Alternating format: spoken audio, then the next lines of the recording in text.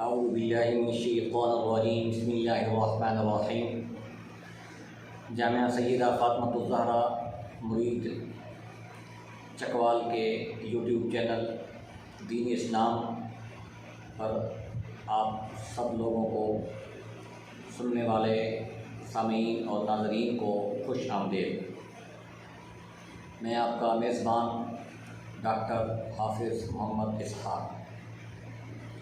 آج کی ہماری نشست میں جو گفتگو ہے وہ ہے خلافت راشدہ میں غیر مسلموں کے حقوق کا تحفظ۔ آج بھی ہمارے ملک میں، پاکستان میں اقلیتی طبقہ رہ رہا ہے، تو اقلیتی طبقہ کے بھی بہت سے حقوق ہیں۔ ان کو غیر مسلم بھی کہا جاتا ہے، اقلیت بھی کہا جاتا ہے، کیونکہ ان کی تعداد کم ہے، اس وجہ سے اقلیتی طبقہ کہا جاتا ہے۔ تو ان کے قوانین، ان کے حقوق کا تحفظ ریاست کی نہ صرف ذمہ داری ہے بلکہ بحیثیت مسلمان ہماری بھی ذمہ داری ہے کہ ہم ان کے ساتھ وہی سلوک کریں جیسا سلوک رسول کریم صلی اللہ علیہ وسلم نے ریاست مدینہ میں غیر مسلم شہریوں کے ساتھ کیا، اور جیسا کہ خلافت راشدہ میں غیر مسلم جو شہری تھے ان کے ساتھ جو برتاؤ کیا گیا، تو ہمیں بھی چاہیے کہ ہم بھی وہی کرائٹیریا اور وہی سلوک برتاؤ کریں جو خلفائے راشدین کے ادوار میں کیا گیا۔ تو آج کی گفتگو میں خلافت راشدہ میں جو غیر مسلموں کے لیے خصوصی طور پر جو رعایتیں تھیں یا ان کو جو قانونی تحفظ تھا، ان کو اس گفتگو میں زیر بحث کریں۔ حضرت ابوبکر صدیق رضی اللہ تعالیٰ عنہ جب بھی کوئی لشکر اسلام جنگ کے لیے روانہ کرتے تو آپ رسول کریم صلی اللہ علیہ وسلم کی سنت کے مطابق آپ اس قافلہ کو، اس لشکر کو ہدایات دیتے تھے۔ کون سی ہدایات دیتے کہ وَلَا تُفْسِدُوا فِي الْأَرْضِ وَلَا تَعْصَوْا مَا تُؤْمَرُونَ وَلَا تُغْرِقُنَّ نَخْلًا وَلَا تُحَرِّقُنَّهَا، کہ زمین میں جا کر فساد نہیں پھیلانا۔ دوسرا یہ ہے کہ احکامات کی خلاف ورزی نہیں کرنا، دشمنوں کے درختوں کو نہیں کاٹنا، ان کو آگ نہیں لگانا، ان کے بچوں پر ظلم نہیں کرنا، ان کی عورتوں پر ظلم نہیں کرنا، یہ ہدایات دیتے۔ اور ساتھ ساتھ حضرت ابوبکر صدیق نے ایک جملہ ارشاد فرمایا کہ وَسَتَجِدُونَ أَقْوَامًا حَبَسُوا أَنفُسَهُمْ فِي الصَّوَامِعِ فَدَعُوهُمْ وَمَا حَبَسُوا أَنفُسَهُمْ لَهُ۔ آپ نے فرمایا کہ تم وہاں جا کر کچھ لوگ ایسے بھی پاؤ گے کہ جنہوں نے اپنے آپ کو، اپنی جو عبادت گاہیں ہیں، گرجا گھر ہیں، ان کے اندر اپنے آپ کو محبوس بند کیے ہوئے دیکھا ہوگا، دیکھیں گے آپ۔ تو آپ نے فرمایا فدعوہم، ان کو ان کے حال پر چھوڑ دو جی۔ مطلب یہ تھا کہ گرجا گھروں کے اندر جو عبادت گاہ ہیں، ان کے اندر جو لوگ موجود ہیں ان کو کسی بھی قسم کی تکلیف نہیں پہنچانی۔ حضرت ابوبکر صدیق کے جو ذہن میں ایک بات یہ بھی ہوگی کہ ہو سکتا ہے کہ یہ لوگ جو اپنے گرجا گھروں میں ہیں، یہ صرف اور صرف عبادت کے لیے، اپنے دین اور اپنے مذہب کی عبادت کے مطابق یہ گرجا گھروں میں ہیں۔ یہ بھی ہو سکتا ہے کہ وہ ڈر کی وجہ سے، لشکر اسلام کے ڈر کی وجہ سے وہ لوگ اپنے گرجا گھروں میں چلے جائیں، تو وہ ان کے مذہب کے مطابق، ان کے عقیدہ کے مطابق یہ جو ہے وہ عبادت گاہ ہے، وہاں ان کو تحفظ حاصل ہوگا۔ تو حضرت ابوبکر صدیق نے ان کو تحفظ دیا ہے۔ ایک اور خطبہ کے الفاظ ہیں کہ ولا مریدن ولا راہبا۔ حضرت ابوبکر صدیق نے یہ بھی ارشاد فرمایا کہ تم کسی نہ مریض کو قتل کرو اور نہ کسی راہب کو، پادری کو، جو عیسائیوں کا عالم ہے، اس کو آپ نے قتل کرنے سے منع کر دیا۔ اور ایک اور ہے کہ ولا تہدموا بیعۃ۔ حضرت ابوبکر صدیق نے یہ واضح ارشاد فرما دیا کہ جو غیر مسلموں کی عبادت گاہیں ہیں ان کو گرانا منع ہے، ان کو نہ گراؤ گے۔ اور ایک یہ بھی فرمایا کہ الا لا یقتل الراہب فی الصوم علیہ۔ آپ نے یہ بھی ایک مقام پر فرمایا کہ کسی گرجا گھر میں پادری کو، عیسائیوں کے عالم کو قتل نہ کیا جائے۔ حضرت ابوبکر صدیق کے دور میں حضرت خالد بن ولید کے بہت بڑے کارنامے ہیں جی۔ حضرت خالد بن ولید نے بڑی بڑی جنگوں میں بڑا نمایاں کردار ادا کیا ہے۔ تو حضرت خالد بن ولید خلیفہ اول کے زمانہ میں دمشق اور شام کی سرحدوں سے جب ایران اور عراق کی طرف لوٹے تو راستے میں ایک لوگ تھے آنات کے نام سے، باشندگان آنات کے ساتھ حضرت خالد بن ولید نے ایک معاہدہ کیا کہ اس معاہدے کی بہت سی شکیں ہیں، ان میں 2 شکیں آپ کے سامنے بیان کرتا ہوں۔ پہلی شک یہ تھی کہ ان کے گرجا گھر اور خانقاہیں جو ہیں ان کو منہدم نہیں کیا جائے گا، ان کو گرایا نہیں جائے گا۔ یہ حضرت خالد بن ولید جو اسلام کے بہت بڑے سپہ سالار ہیں، یہ معاہدہ کر رہے ہیں کہ ہمارا اور تمہارا معاہدہ ہے کہ تمہاری جو عبادت گاہیں ہیں ہم ان کو نہیں گرائیں گے۔ دوسرا کیا فرمایا کہ ناقوس جو ان کا نگارہ بجتا تھا عبادت کے لیے، صرف یہ لگائی کہ ہماری جو نماز پنج گانا ہیں اس وقت، جس وقت جماعت ہو رہی ہوگی اس دوران ناقوس کو نہیں بجایا جائے گا۔ ویسے اس کے علاوہ، اس وقت کے علاوہ باقی ہر وقت ان کو اجازت دی گئی کہ وہ اپنے دین اور مذہب کے مطابق اپنی جو ہے وہ جو ان کا طریقہ ہے ناقوس بجانے کا وہ بجائیں گے۔ اسی طریقے سے حضرت عمر فاروق رضی اللہ تعالیٰ عنہ کے زمانہ میں تو بہت جو ہے غیر مسلم جو شہری تھے ان کے حقوق کا تحفظ کیا گیا۔ حضرت عمر فاروق رضی اللہ تعالیٰ عنہ کا ایک مشہور خط ہے حضرت ابو عبیدہ کے نام۔ حضرت ابو عبیدہ شام میں گورنر تھے، ان کو آپ نے بہت سی ہدایات دی ہیں۔ تو حضرت ابو عبیدہ کو جو ہدایات آپ نے جاری کی تھی ان میں سے ایک ہدایت یہ بھی ہے کہ وَمْنَعِ الْمُسْلِمِينَ مِنْ ظُلْمِهِمْ وَالْإِضْطِرَارِ بِهِمْ وَأَكْلِ أَمْوَالِهِمْ إِلَّا بِحِلِّهَا جی۔ آپ نے سختی کے ساتھ فرمایا کہ مسلمانوں کو منع کر دو جی کہ غیر مسلموں کو تکلیف نہ پہنچائیں، غیر مسلموں پر ظلم نہ کریں اور ان کا مال ناجائز طریقے سے نہ کھائیں گی۔ جی حضرت عمر فاروق رضی اللہ تعالیٰ عنہ نے ہدایات جاری کی۔ پھر حضرت عمر فاروق رضی اللہ تعالیٰ عنہ کا معمول تھا جی، جب بھی آپ کے پاس کوئی لشکر آتا جی یا کوئی وفد آتا جی کسی ریاست سے جی کسی علاقہ سے، تو حضرت عمر فاروق رضی اللہ تعالیٰ عنہ اس گروہ سے یا ان لوگوں سے ریاست کے مجموعی حالات اور ریاست میں امن، ریاست میں جو بھی مشکلات ہیں ان کے بارے میں سوال کرتے تھے۔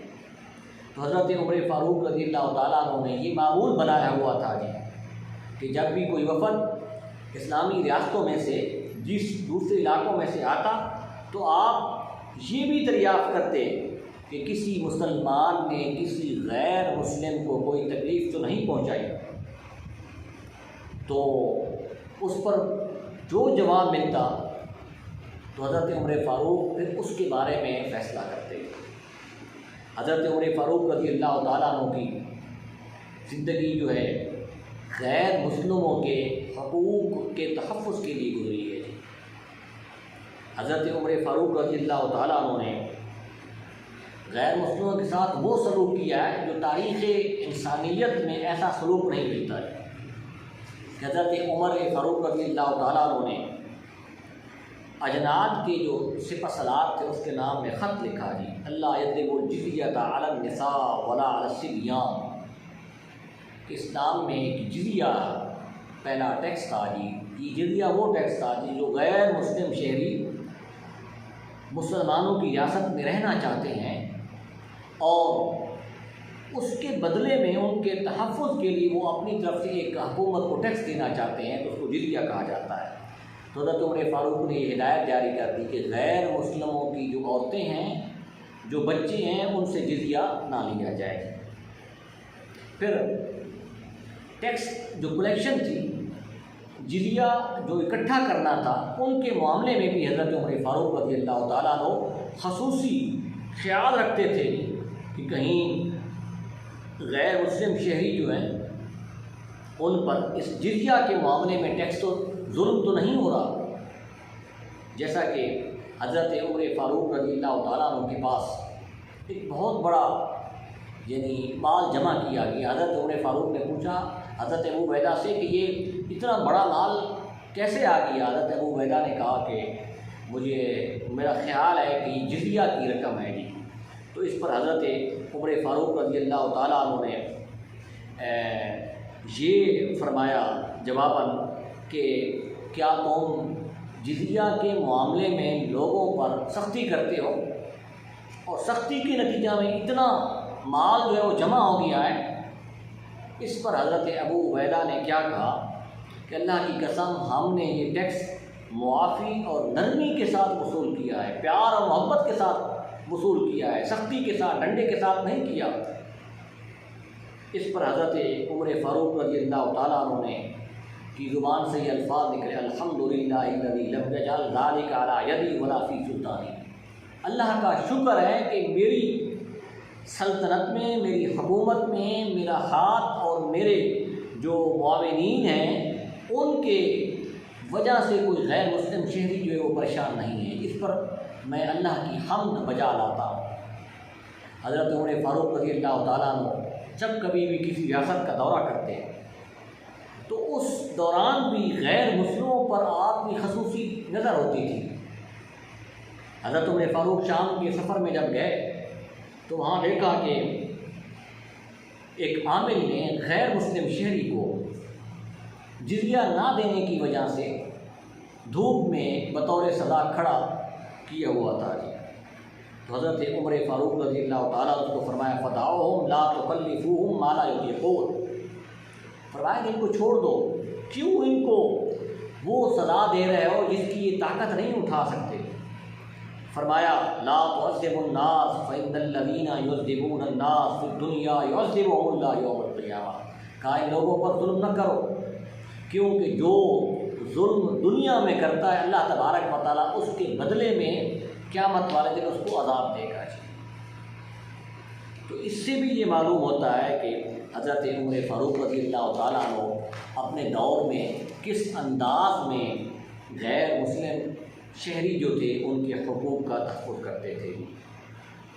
حضرت ابو عبید القاسم نے کتاب لکھی، کتاب الاموال، اس کے اندر ایک روایت انہوں نے نقل کی ہے کہ حضرت عمر فاروق رضی اللہ تعالیٰ عنہ ایک گزر رہے تھے ایک جگہ سے جی، وہاں دیکھا کہ ایک بوڑھا شخص جو غیر مسلم تھا جی، وہ بھیک مانگ رہا ہے جی، در بدر سے جی، اس کے پاس کوئی روزگار نہیں تھا جی، کوئی اس کے پاس اخراجات پورا کرنے کے لیے کوئی چیز نہیں تھی۔ تو حضرت عمر فاروق رضی اللہ تعالیٰ عنہ اس بوڑھے شخص کو متوجہ ہو کر کیا فرمایا کہ ہم نے تمہارے ساتھ انصاف نہیں کیا، شاید کہ ہم نے جوانی میں جب تمہاری عمر تھی کمانے کی، اس عمر میں ہم نے شاید تمہارے اوپر زیادہ ٹیکس لگا دیا تھا جی، اس وجہ سے آج تم جو ہے اس حالات کے پیش نظر جو ہے تم بھیک مانگ رہے ہو جی۔ تو حضرت عمر فاروق رضی اللہ تعالیٰ نے اس کو بھیک مانگنے سے روک دیا جی۔ اور کتب سیرت میں یہ بھی ملتا ہے کہ حضرت عمر فاروق رضی اللہ تعالیٰ نے اس بوڑھے جو عیسائی غیر مسلم شخص تھا اس کے لیے حضرت عمر فاروق نے بیت المال سے مستقل وظیفہ جاری کر دیا جی۔ یہ حضرت عمر فاروق رضی اللہ تعالیٰ عنہ کا عمل تھا جی۔ پھر آئے ہیں حضرت عمر فاروق رضی اللہ تعالیٰ عنہ نے بہت سے جو ہے وہ غیر مسلم جو شہری تھے ان کے حقوق کے لیے آپ نے خاص رعایتیں بھی دی ہیں جی۔ ایک دفعہ قحط آ گیا جی، تو قحط میں بھی ایک روایت یہ بھی ہے کہ قحط کے زمانہ میں حضرت عمر فاروق نے ٹیکس میں رعایت کی، جزیہ دینے میں رعایت کی۔ پھر آئے جی حضرت عمر فاروق کو جو شہید کرنے والے ہیں وہ ایک غیر مسلم تھے جی۔ یہ روایت شاید کہ بہت سے سامعین نے نہ سنی ہو۔ حضرت عمر فاروق کے ایک بیٹے تھے حضرت عبید اللہ بن عمر بن خطاب نے والد کی محبت میں اور انتقام میں آ کر اور جوش کے ساتھ ایک مسلمان اور 2 غیر مسلم عیسائیوں کو قتل کر دیا ہے۔ کہا کہ انہی لوگوں نے میرے باپ کو جو ہے وہ قتل کروایا ہے جی۔ جب حضرت عمر فاروق کے بعد حضرت عثمان غنی نے خلافت سنبھالی تو حضرت عثمان غنی کی عدالت میں یہ مقدمہ پیش ہوا تھا۔ حضرت عثمان غنی رضی اللہ تعالیٰ عنہ نے حضرت ابو عبید اللہ کے متعلق دیگر جو بڑے صحابہ تھے ان سے رائے طلب کی، تو سب صحابہ نے بجک زبان ہو کر کہا کہ حضرت عبید اللہ بن عمر پر قصاص جاری کیا جائے، یعنی کہ ان کو ان کے بدلے میں قتل کر دیا جائے۔ حضرت عثمان غنی رضی اللہ تعالیٰ عنہ اس بات پر تیار ہو گئے اور آپ نے یہ فیصلہ کر لیا کہ حضرت عمر بن خطاب کے جو صاحبزادے نے ایک مسلمان اور 2 غیر مسلم شہریوں کا جو قتل کیا ہے یہ نہ حق تھا ناجائز تھا جی، لہذا اس کے بدلے میں اس کو قتل کر دیا جائے، یہ فیصلہ کر لیا جی۔ جب یہ بات پہنچی جو ایک مسلمان تھا جو غیر مسلم تھے ان کے ورثاء تک، مقتولین کے ورثاء تک، تو وہ آئے حضرت عثمان غنی کی بارگاہ میں۔ انہوں نے کہا کہ ہم اپنے جو ہے وہ خون بہا کی دیت لینا چاہتے ہیں، ان کے ساتھ صلح کرنا چاہتے ہیں۔ تو گویا کہ حضرت عثمان غنی رضی اللہ تعالیٰ عنہ بھی اس بات پر مصر تھے کہ چاہے وہ خلیفہ اول کی شہادت کے ضمن میں ہی واقعہ کیوں نہ ہو، غیر مسلم شہری جو ہماری ریاست میں جن کو ناحق طریقے سے قتل کیا گیا ہے تو ان کو جو ہے وہ تحفظ یہاں دینا چاہیے جی۔ اور حضرت عثمان غنی رضی اللہ تعالیٰ عنہ نے حضرت حضرت عبید اللہ پر قصاص جاری کرنے کا یہ ارشاد فرمایا ہے۔